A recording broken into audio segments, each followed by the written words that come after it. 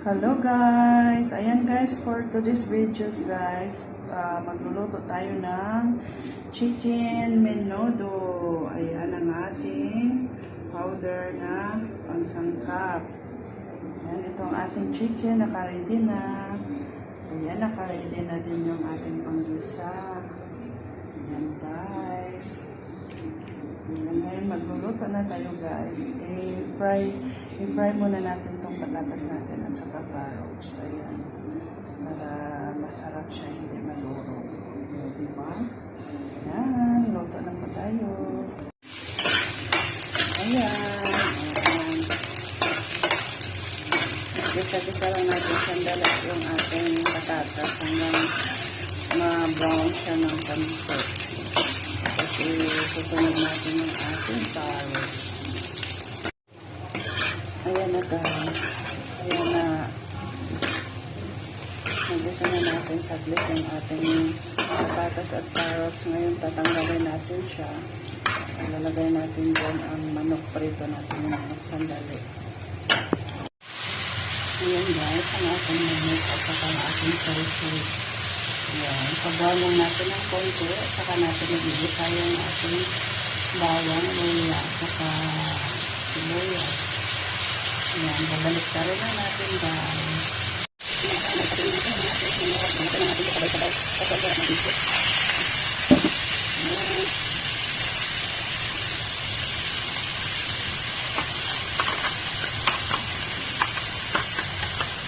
Marami yung nilagay ko na bawang para matama. Saka luya marami. Luya.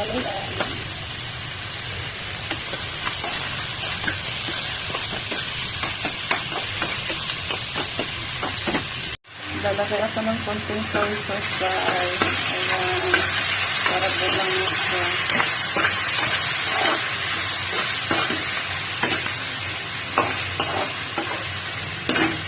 Ayan ito ng paminta. Ay paminta dahon ng laurel pala.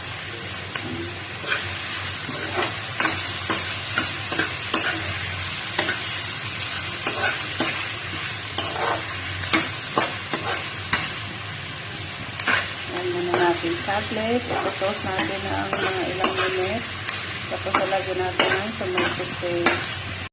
Yan guys, lagyan natin ang konting tomato paste para gumanda yung kulay na mamaya na yung menudo mix. Tapos isusunod na natin lagyan ang ating patatas at carrots.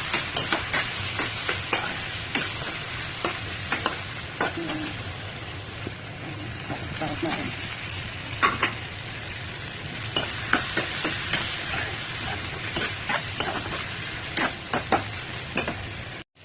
Maglagay tayo ng konting tubig guys para lumambot yung ating niluto.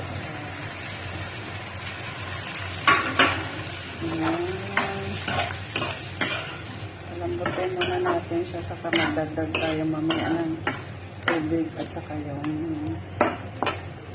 menudo mix natin. Lagay ko na din yung ating hot dogs at saka Maggi chicken cubes pampalasa. Ayan, hayaan mo muna natin siyang pakuluan dyan hanggang lumambot silang lahat. Ayan po. Ayan guys. Ayan, takpan lang natin siya at pakuluan siya natin ng mga 5 minutes or mahigit ng konti. Habang nagpapalambot tayo dyan, magti-treadmill muna tayo, mag-booking muna tayo sa treadmill. Ayan. Takpan lang muna, balikan lang natin mamaya. Ayan guys, binalikan na natin after 5 minutes guys. Tingnan natin kung malambot na. Nahingal ako sa takbo sa treadmill guys. Ayan guys, lagyan natin kunting tubig guys kasi pumunta siya. Ayan, tingnan natin kung malambot na. Ayan, medyo kulang pa ng mga 10 minutes na pagpalambot. Ayan, titipan natin siya ng paminta. Ayan. Ayan. Lagyan na natin itong ating menudo mix. Kunti lang kasi may kulang na rin siya. Pero ito yung menudo. So, lagyan na lang natin. Tapos, lagyan na natin itong ating bell pepper. Ayan guys, sana wala ako doon sa walking ko guys. Ayan, diba? Wow, ang ganda lang yung itsura niya.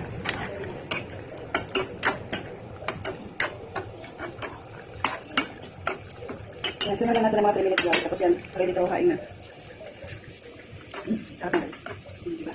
Ituan na natin ng konti. Dagdagan natin ng paminta. Ayan guys, luto na ang ating minodong manok guys. Ayan, diba? Ganda ng kulay na. Ayan, magpaplato na tayo. Malambot na. Natin. Sarap guys. Ayan guys, luto na. Magpaplato na tayo. Maglagay na tayo sa ating hapagkainan. Ayan po. Thank you for watching guys. Ayan na guys, naluto na ang ating minodong manok guys. Ito na. Wow, malapot ang sabaw niya. Sarap.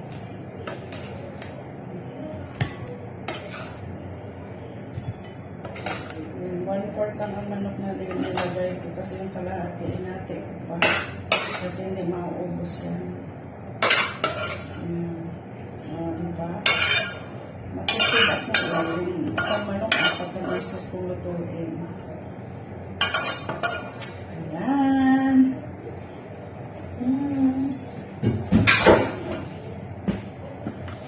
Ayan na po guys. Ayan na siya. Ayan na ang ating minodong manok. O, diba? Mainit pa. Ayan. Ulam lang kakainin ko guys. Yan. Yan lang ang kakainin ko. At saka yun ang pinakakanin ko. Yan. Salad na may sweet corn.